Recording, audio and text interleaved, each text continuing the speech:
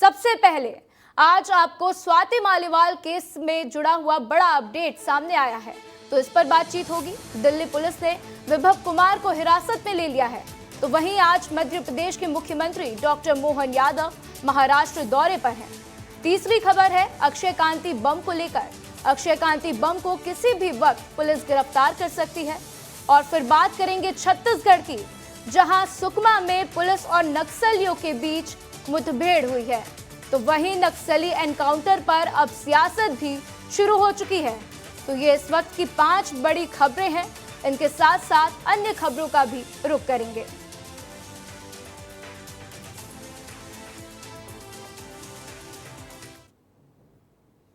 तो चलिए अब बात करते हैं स्वाति मालीवाल की। स्वाति मालीवाल को लेकर मामला ठंडा होने का नाम नहीं ले रहा, क्योंकि मुख्यमंत्री आवास पर स्वाति मालीवाल के साथ मारपीट की घटना के बाद आज विभव कुमार को पुलिस ने गिरफ्तार कर लिया है। आपको बता दें कि बीते दिन विभव कुमार द्वारा ऑनलाइन एफआईआर दर्ज करवाया गया था, जिसके बाद से आज सुबह मालीवाल का एक वीडियो सोशल मीडिया पर वायरल होता है और अभी से कुछ देर पहले ही विभव कुमार की गिरफ्तारी हुई है। तो स्वाति मालीवाल की ताजा फुटेज में साफ तौर पर देखा जा सकता है कि कैसे उन्हें महिला सुरक्षा कर्मी सीएम आवास से बाहर ले जा रही हैं। और 13 मई का ये वीडियो है, जिस दिन स्वाति मालीवाल ने केजरीवाल के पीए पर मारपीट जैसे संगीन घटनाओं का आरोप लगाया था। तो वीडियो में देखा जा सकता है कि कैसे स्वाति मालीवाल बाहर सड़क पर पहुंचती हैं, तो महिला सुरक्षा कर्मी अपना हाथ उनसे झटकती हुई दिखाई देती हैं। तो बता दें कि इससे पहले एक और वीडियो सोशल मीडिया पर जमकर वायरल हो रहा था, जहां राज्यसभा सांसद स्वाति मालीवाल सुरक्षा कर्मियों पर भड़कती नजर आई थी। तो वहीं दूसरी ओर स्वाति मालीवाल ने अपने सोशल मीडिया एक्स से केजरीवाल की फोटो भी हटा ली है।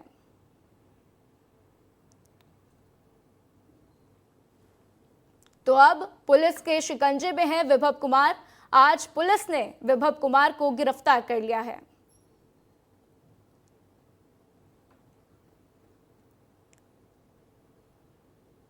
तो वहीं मध्य प्रदेश और छत्तीसगढ़ के दिग्गज नेता दूसरे राज्यों में चुनाव प्रचार में सक्रिय हो गए हैं। आज मध्य प्रदेश के मुख्यमंत्री डॉक्टर मोहन यादव मुंबई के दौरे पर हैं। आपको बता दें कि मध्य प्रदेश में लोकसभा का मतदान समाप्त होने के बाद से ही डॉक्टर मोहन यादव का दूसरे प्रदेशों में ताबड़तोड़ दौरा हो रहा है। उत्तर प्रदेश, दिल्ली, झारखंड के बाद अब मुंबई में डॉक्टर मोहन यादव ने जमकर चुनावी प्रचार किया। मोहन यादव ने मुंबई में प्रेस कॉन्फ्रेंस करते हुए कांग्रेस पर जमकर निशाना साधा। मध्य प्रदेश के मुखिया ने कांग्रेस पर गरीब, महिला, किसान सभी वर्गों का अपमान करने का आरोप लगाया है। प्रेस कॉन्फ्रेंस में डॉक्टर मोहन यादव ने बीजेपी सरकार के कार्यकाल की जमकर तारीफ की। तो वहीं मोहन यादव ने राम मंदिर, धारा 370, कश्मीर और मथुरा में श्री कृष्ण जन्मभूमि पर प्रखर होकर अपनी बातें रखी।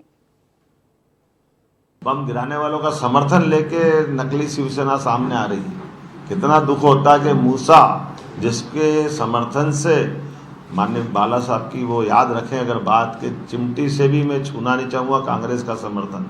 आज़ादी के बाद पहले ऐसे प्रधानमंत्री माननीय मोदी जी है जो गैर कांग्रेसी पूर्ण बहुमत की सरकार के साथ जो 2014 में कह रहे थे कि मैं अपने बलबूते पर इस देश में सरकार पूर्ण बहुमत की बनाऊंगा, तब भी लोगों ने हंसी उड़ाई थी, लेकिन उन्होंने करके दिखाया। तो वहीं बीजेपी नेता अक्षय कांति बम की मुश्किलें बढ़ती जा रही हैं, क्योंकि बताया जा रहा है कि पुलिस कभी भी अक्षय कांति बम को गिरफ्तार कर कोर्ट में पेश कर सकती है। तो अग्रिम जमानत पर फरियादी यूनुस पटेल को हाईकोर्ट ने लिखित में आपत्ति दर्ज कराने के लिए 7 दिन का समय दिया है और मामले में अगली सुनवाई 24 मई को होनी है।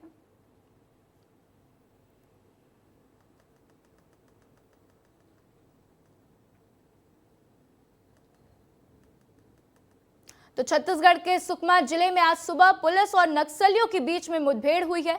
बताया जा रहा है कि दोनों तरफ से हुई गोलीबारी में जवानों ने एक नक्सली को मार गिराया। तो इलाके में सर्च ऑपरेशन भी चलाया जा रहा है। और आपको बता दें कि मामला पोलमपल्ली थाना क्षेत्र का है, जहां पुलिस को सूचना मिली थी कि टेटराई तोलनाई के जंगल में नक्सली मौजूद हैं और इसी सूचना के आधार पर डीआरजी जवानों को मौके के लिए रवाना किया गया था। मुठभेड़ स्थल और आसपास एरिया की सर्चिंग जारी थी और तभी तड़के डीआरजी जवानों और नक्सलियों के बीच में मुठभेड़ हो गई। तो आज छत्तीसगढ़ में ये नक्सल ऑपरेशन तेज हो गया है और आपको बता दें कि सुरक्षा बलों और नक्सलियों में 40 साल से संघर्ष जारी है। तो राज्य गठन के बाद से 3000 से ज्यादा मुठभेड़ हुई है और हर रोज खबरें सामने आ रही हैं। तो बस्तर को नक्सलियों ने अपना ठिकाना बना लिया है और हर रोज खबरें सामने आती हैं कि आए दिन वहां पर मुठभेड़ हो रहे हैं। तो जनवरी 2001 से मई 2019 तक 1002 नक्सलियों की मौत हो गई है। तो अब तक मुठभेड़ में 1200 से ज्यादा जवान शहीद हुए हैं और रोज खबरें सामने आ रही हैं कि कोई नक्सली मारा जा रहा है या फिर नक्सलियों ने सरेंडर कर दिया है। तो करीब 1700 आम नागरिकों की भी नक्सल अटैक में मौत हुई है। तो सरकार नक्सलियों का नेटवर्क तोड़ने में कामयाब भी हो रही है। तो वहीं बीजापुर के पीडिया एनकाउंटर को लेकर मामला गर्माता जा रहा है, जहां जांच समिति में शामिल आदिवासी कांग्रेस के प्रदेश अध्यक्ष और नवागढ़ विधायक जनक ध्रुव ने कुछ ऐसा कहा जिससे सियासत पे उबाल आ गया। ध्रुव ने बस्तर से लौटकर कहा कि प्रदेश के आदिवासी अब सुरक्षित नहीं हैं। पीडिया मुठभेड़ को फर्जी करार देते हुए ध्रुव ने कहा कि पुलिस हमें बार बार घटना स्थल पर जाने से रोकती रही। ध्रुव ने पुलिस पर फर्जी मुठभेड़ का आरोप लगाते हुए न्यायिक जांच की मांग की है। उन्होंने ये भी कहा कि आगामी मॉनसून सत्र में इस मामले को लेकर विधानसभा में स्थगन प्रस्ताव लाया जाए। पीडिया गांव से लगभग 10 किलोमीटर पहले ही हमें प्रशासन द्वारा, पुलिस प्रशासन द्वारा रोक दिया गया और उसके बाद हम लोग लगभग 4-5 घंटा तक हम लोग इंतज़ार करते रहे। फिर वहाँ से लोगों को, ग्रामीणों लोगों को बुला करके हम जानकारी लिए, सभी हमारे सम्मानित सदस्यों द्वारा जानकारी लिए और सभी ग्रामीणों से अवगत हुए। तो निश्चित रूप से जिस प्रकार से वहाँ पे घटना घटी है और निर्दोष आदिवासी जो मारा जा रहा है, निश्चित ही उन पर जितना निंदा किया जाए बहुत कम है। आने वाले समय में ऐसे घटनाक्रम के हम न्यायिक जांच की मांग करते हैं।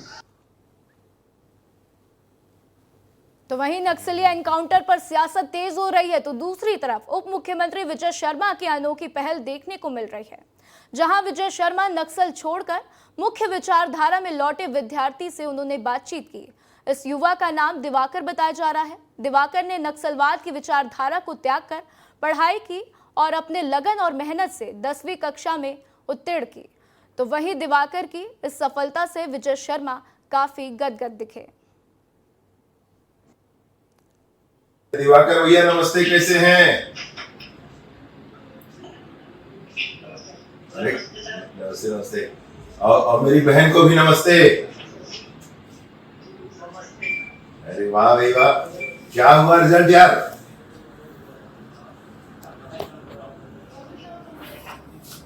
क्या हुआ रिजल्ट मेरे भाई? दिखा ना भाई। पढ़ाई के बारे में तो हम लोग मतलब कभी कभी 3 घंटा 4 घंटा ऐसे पढ़ते थे सर। अरे तो वहीं छत्तीसगढ़ के उप मुख्यमंत्री अरुण साव उड़ीसा दौरे से रायपुर लौटे। उप मुख्यमंत्री ने अभी तक उड़ीसा में 1 दर्जन से ज्यादा सभाओं को संबोधित किया है। विस्तार न्यूज से खास बातचीत में अरुण साव ने बताया कि उड़ीसा में परिवर्तन की लहर चल रही है, छत्तीसगढ़ की योजनाओं की चर्चा खूब हो रही है और उनसे बातचीत की हमारे संवाददाता खुमन साहू ने। उन्होंने क्या कुछ कहा, सुनिए। उप मुख्यमंत्री अरुण साव जी हमारे साथ हैं, उनसे ही बातचीत करते हैं। अरुण साव जी, आप लगातार उड़ीसा का दौरा कर रहे हैं, क्या देखने को मिल रहा है आपको? उड़ीसा जिस प्रकार से विकास में पिछड़ गया है, उड़ीसा के नौजवान परेशान हैं, माताएं बहनें परेशान हैं, किसान परेशान हैं। पिछले 24 सालों से नवीन पटनायक की सरकार है उड़ीसा में, लेकिन 24 वर्षों में उड़ीसा की जनता का केवल शोषण हुआ है। चारों तरफ भ्रष्टाचार फैला हुआ है और लोग परेशान हैं, परिवर्तन चाहते हैं। और निश्चित रूप से आज उड़ीसा में छत्तीसगढ़ भारतीय जनता पार्टी की सरकार की योजनाओं की चर्चा है और उन्हें भरोसा है भारतीय जनता पार्टी के ऊपर, और इसलिए उड़ीसा में इस बार भारतीय जनता पार्टी की सरकार बनने वाली है। ये धान की कीमत, सुभद्रा योजना, कितना फर्क देख पा रहे हैं? उड़ीसा के लोगों का रोज छत्तीसगढ़ आना जाना है और उड़ीसा के लोगों को ये समझ में आ गया है कि मोदी की गारंटी जो दी थी विधानसभा चुनाव में, उसे कैसे इतने कम समय में भारतीय जनता पार्टी ने पूरा किया। और वहाँ भी हमने मोदी की गारंटी के रूप में 3100 रुपये क्विंटल धान का और सुभद्रा योजना देने का गारंटी दिया है उड़ीसा की जनता को। और इसलिए उड़ीसा की जनता उन वादों पर भरोसा कर रही है, गारंटी पर भरोसा कर रही है, और उस भरोसे पर निश्चित रूप से उड़ीसा में भारतीय जनता पार्टी की सरकार बनने वाली है। ये जवानों को सफलता मिल रही है, लेकिन कांग्रेस सवाल उठा रही है।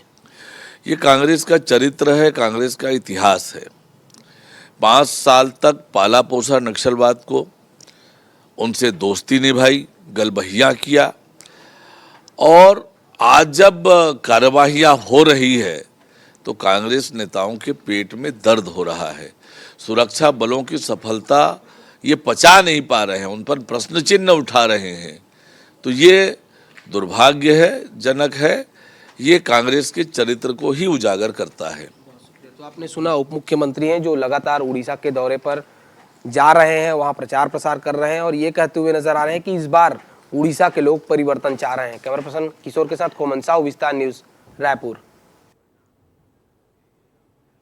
तो वहीं सांसद नकुल नाथ 3 दिन के प्रवास पर छिंदवाड़ा पहुंचे।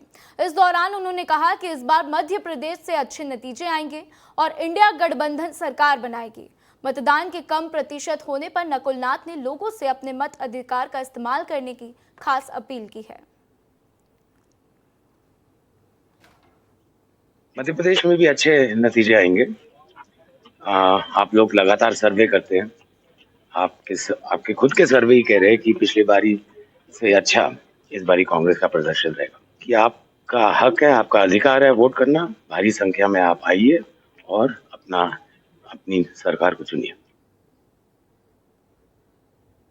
तो खबर देवास से, जहां के काला पाठा और धन तालाब घाट के बीच ट्रक में भीषण आग लग गई।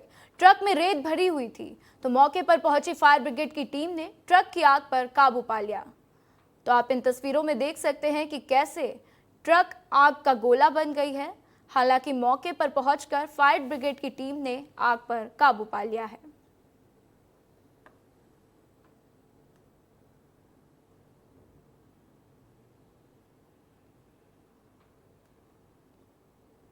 तो ग्वालियर चंबल अंचल में लगातार भीषण गर्मी से लोगों के स्वास्थ्य पर बुरा असर पड़ रहा है। हालात ये हैं कि तेज गर्मी और लू चलने के कारण लोग हीट स्ट्रोक, डिहाइड्रेशन का शिकार हो रहे हैं, जिसके चलते अस्पतालों में ऐसे मरीजों की संख्या दुगनी हो चुकी है। आपको बता दें कि ग्वालियर चंबल अंचल में गर्मी का तापमान 44 डिग्री से अधिक पहुंच रहा है और ऐसे में दिन के समय में मुख्य चौराहों पर सन्नाटा छाया हुआ है। भीषण गर्मी में यात्री भी परेशानी झेल रहे हैं। इसका कारण ये है कि दर्जन भर ट्रेन ग्वालियर लेट पहुंच रही हैं, जिसके कारण यात्री बीमार हो रहे हैं।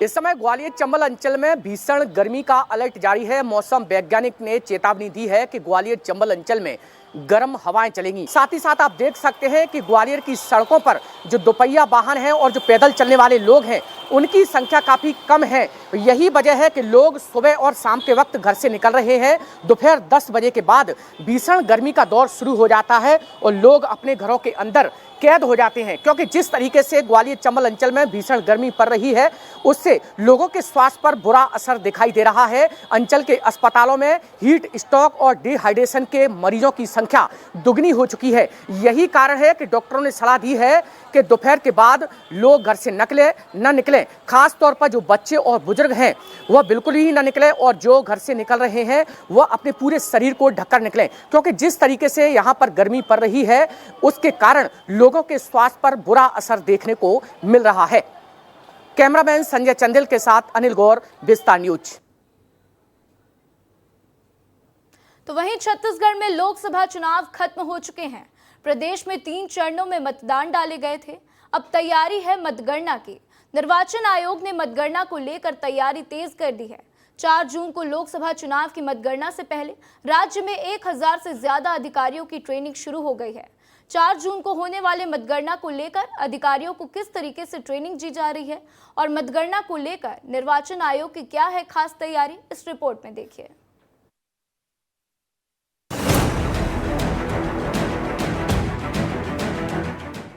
छत्तीसगढ़ में 4 जून को मतगणना होने से पहले निर्वाचन आयोग अपनी तैयारी पूरी करने में जुटा हुआ है। मतगणना के दौरान कोई गलती न हो, इसलिए राज्य में 1000 से अधिक अफसरों की ट्रेनिंग शुरू हो चुकी है। इसी कड़ी में 16 मई को बिलासपुर और दुर्ग में अधिकारियों को ट्रेनिंग दी गई। बता दें, मास्टर ट्रेनर के द्वारा मतगणना में शामिल होने वाले अधिकारियों को विशेष ट्रेनिंग दी जा रही है। अब जानिए कि अधिकारी को क्या क्या ट्रेनिंग दी जा रही है। काउंटिंग प्लान और लॉजिस्टिक की ट्रेनिंग, काउंटिंग प्रोसेसिंग ईवीएम और वीवीपैट की ट्रेनिंग, काउंटिंग प्रोसेसिंग ईटीवीपीएम और बैलेट पेपर की ट्रेनिंग, वीवीपैट काउंटिंग डेमोन्स्ट्रेशन की ट्रेनिंग, इनकोर काउंटिंग की ट्रेनिंग, रिजल्ट डिक्लेरेशन और इंडेक्स कार्ड बनाने की ट्रेनिंग। इसमें मतगणना और जो हमारा काउंटिंग है अंतिम और सबसे महत्वपूर्ण चुनाव की प्रक्रिया का एक अंग है।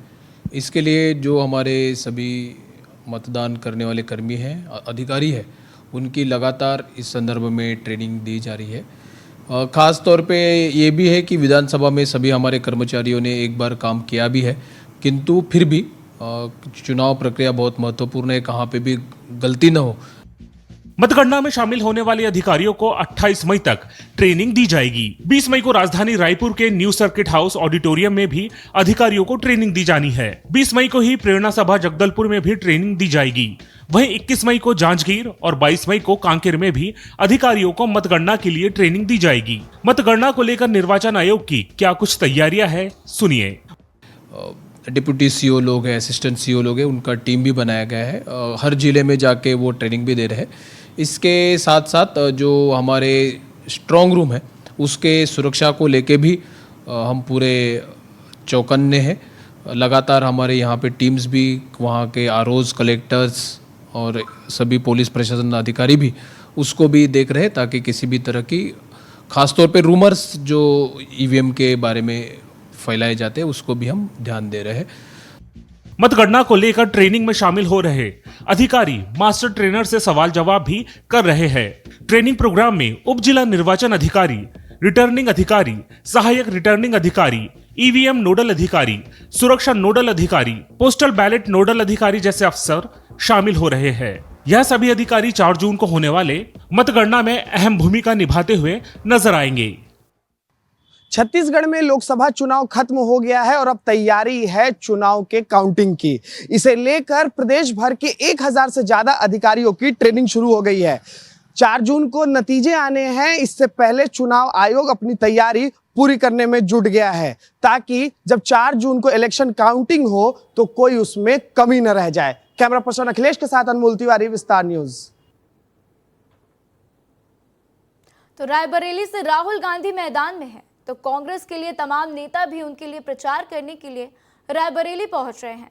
मध्य प्रदेश सरकार में पूर्व मंत्री पीसी शर्मा भी राहुल गांधी के लिए प्रचार कर रहे हैं। विस्तार न्यूज ने उनसे खास बातचीत की है, सुनिए।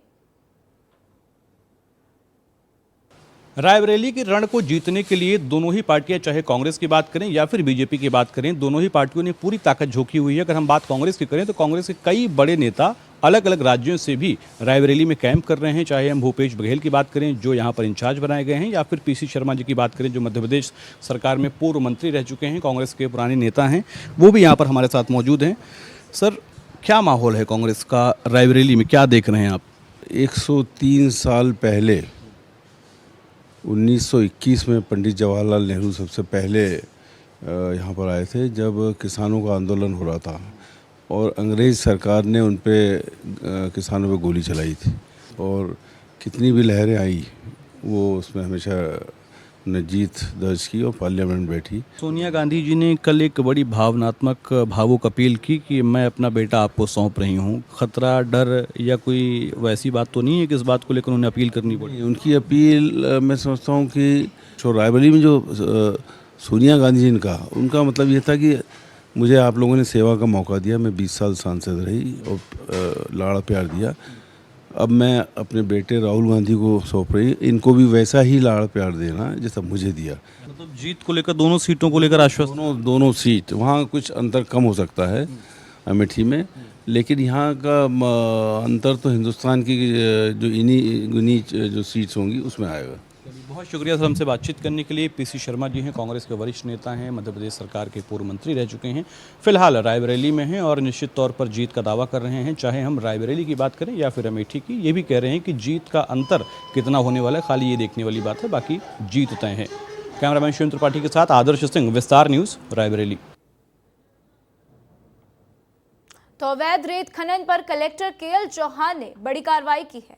बीती रात धरपकड़ अभियान के तहत अवैध खनन करने वालों पर प्रशासन टीम ने हमला बोल दिया।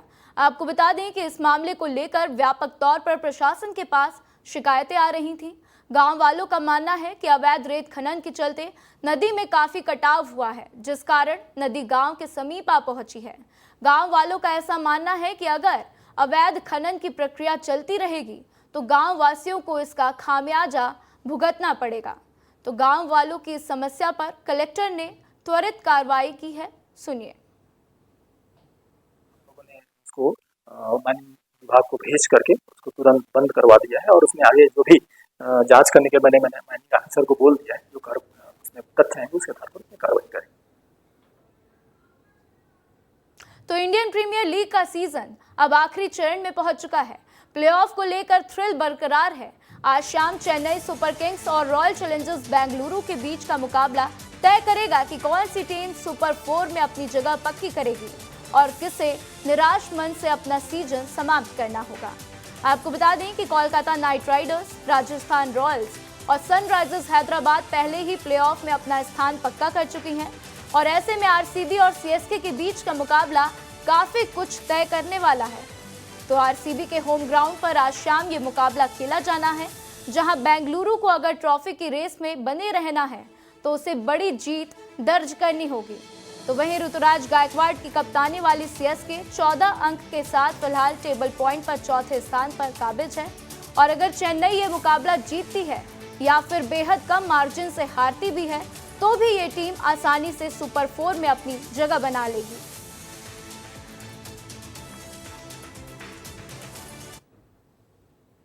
तो छत्तीसगढ़ में लोकसभा चुनाव का मतदान समाप्त हो चुका है, लेकिन सियासत कम होने का नाम नहीं ले रही। चुनाव के दौरान देखा गया है कि भ्रष्टाचार को बीजेपी ने बड़ा मुद्दा बनाया, लेकिन चुनाव थमने के बाद भी भ्रष्टाचार का जिक्र कम नहीं हुआ। भ्रष्टाचार को लेकर अब एक बार फिर सियासी बयानबाजी शुरू हो गई है। पक्ष विपक्ष एक दूसरे की सरकार पर भ्रष्टाचार का आरोप लगा रहे हैं। प्रदेश में भाजपा ने भ्रष्टाचार को लेकर पूर्ववर्ती भूपेश सरकार को घेरा है, जिसके बाद कांग्रेस ने भी पलटवार किया। तो कोयला घोटाला, शराब घोटाला, कस्टम मिलिंग घोटाला और गोबर घोटाला सहित अन्य घोटालों को लेकर बीजेपी द्वारा कांग्रेस को जमकर घेरा जा रहा है। कांग्रेसियों की आप भ्रष्टाचार का केंद्रीकरण और विकेंद्रीकरण पर ही पूरा ध्यान रखते थे। छत्तीसगढ़ की जनता के पैसे से आपने ऐसी योजनाएं चालू की जो कांग्रेसियों की जेबें भरती थी और उसका हश्र ये हुआ कि जनता ने आपको 5 साल के अंदर ही सत्ता से बाहर बेदखल कर दिया और एकदम निश्चय है कि जितने भी भ्रष्टाचार आपकी सरकार में एक भी दोषी बख्शे नहीं जाएंगे। गोबर खरीदी में क्या भ्रष्टाचार होगा? 2 रुपये किलो गरीब आदमी गोबर खरीदता था, गरीब आदमी गोबर बेचता था। उस गोबर को स्व सहायता समूह की बहनें उसका प्रोसेसिंग करके केचुआ खाद बनाती थी। गौठान में क्या भ्रष्टाचार हो? भ्रष्टाचार तो भारतीय जनता पार्टी कर रही, जीएसटी में वसूली, रेत में वसूली, सारी चीज़ों में वसूली भारतीय जनता पार्टी करवा रही है। भ्रष्टाचार की सरकार तो विष्णुदेव सरकार है। बिना विष्णु भोग के छत्तीसगढ़ में कोई काम नहीं हो सकता। तो बलौदा बाजार से इस वक्त की बड़ी खबर सामने आ रही है, जहां पर एक ही परिवार के 5 लोगों की हत्या हो गई। तो मृतकों में 3 महिला, 1 पुरुष और 1 बच्चा शामिल है। तो पड़ोसी युवक ने की घर में घुसकर धारदार हथियार से हत्या को अंजाम दिया है। तो सलीहा थाना के थरगांव का ये मामला बताया जा रहा है। हत्यारा खुद फांसी लगाकर उसने हाथ में हत्या कर ली और पुलिस मौके पर पहुंच गई। तो हालांकि पुलिस अब जांच में जुट गई है और पूरे गांव में दहशत का माहौल है। तो ये बड़ी खबर आपको बलौदा बाजार से बता रहे हैं, जहां पर 5 लोगों की हत्या की गई है। तो एक ही परिवार के 5 लोगों की हत्या कर दी गई।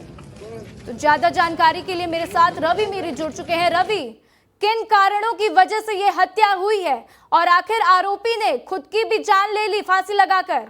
मामला क्या था रवि?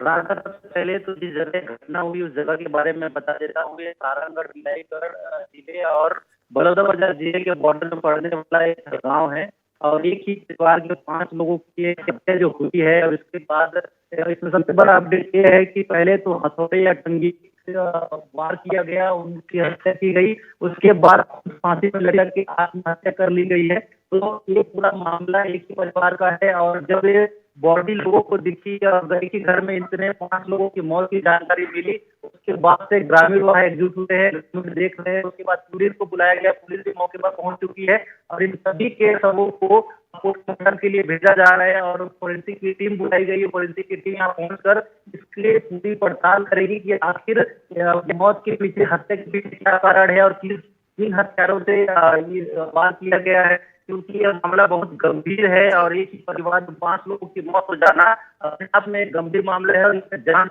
होना जरूरी है। इसीलिए पुलिस की वहां पर पहुंची हुई है। बिल्कुल रवि, तो रवि, क्या ये आपसी रंजिश का मामला है जिसके कारण ये घटना हुई है? राधा, अभी जिस प्रकार से जो जानकारी, प्राथमिक जानकारी आई है उसके अनुसार पता चल रहा है कि ये एक ही परिवार के लोग हैं, आपस में ही कुछ आपसी मतभेद हुआ होगा जिसके कारण इतना बड़ा कदम उठाया होगा। लेकिन ये तो कुछ बात नहीं पता चलेगा कि आखिर क्यों अपने ही परिवार के लोगों को मारना और खुद मर जाना, इतना बड़ा कदम आखिर क्यों उठाया गया। तो अब पुलिस जो है इस जांच में जुट चुकी है और पता चलेगा कि कैसे जो है, क्यों, किन कारणों से ये हत्या की गई और 5 लोगों की हत्या कर दी गई। हमारे पास जानकारी साझा करने के लिए रवि आपका शुक्रिया।